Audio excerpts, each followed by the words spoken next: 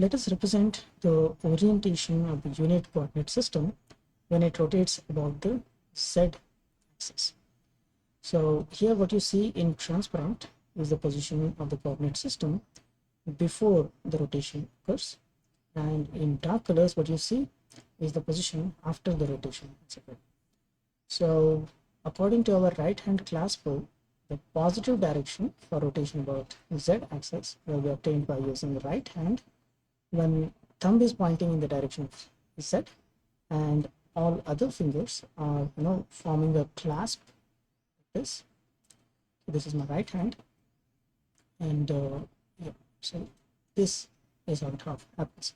The thumb should be pointing in the z direction, and the rotation of our fingers will give us the direction which is considered positive for rotation about z axis.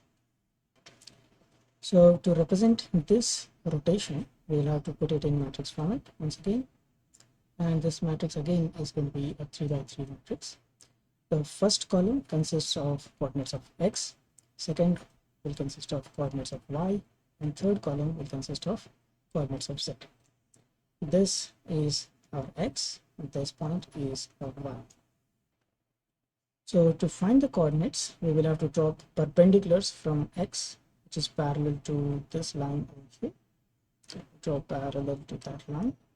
This will be perpendicular, and one more perpendicular we'll have to draw here from y. We'll have to draw a perpendicular that is parallel to this line.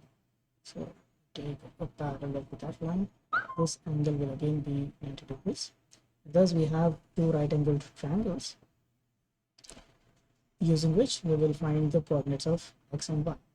First let us find the coordinates of z, which is very easy. The x and y coordinates will be 0 for z because z is not changing at all. The rotation is happening about z axis itself, and because this is unit length, the z coordinate will be just 1.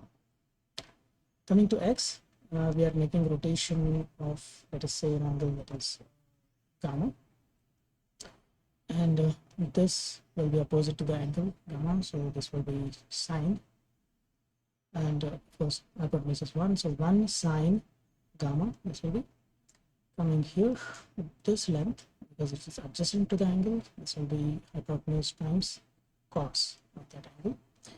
Same way here in this particular triangle, this is the base or adjacent to the angle, so this will be hypotenuse, that is 1, hypotenuse times cos of gamma, and this length over here is opposite to the angle, so that will be hypotenuse, that's 1 times sine of gamma. So let us write down the coordinates of x now. The x coordinate of this changed position is 1 cos theta, so just write it as c. The y coordinate will come out here, that is sine of gamma, just write it as yes. And z, because z will be 0 because x is in the plane x, y, in the plane containing x and y. So this is the coordinate of x. Coming to the coordinates of y, the x coordinate of this will be negative because we can see our positive x axis is this direction, but we are moving in negative x. So the x coordinate will be minus this. Then coming to y coordinate is, stay positive, but that is cos of gamma, so I'll write it as c. And upon y is a point that is located in xy plane, then connecting both x and y, so z coordinate will be 0. So now let's write down all these coordinates as the columns of this rotation matrix.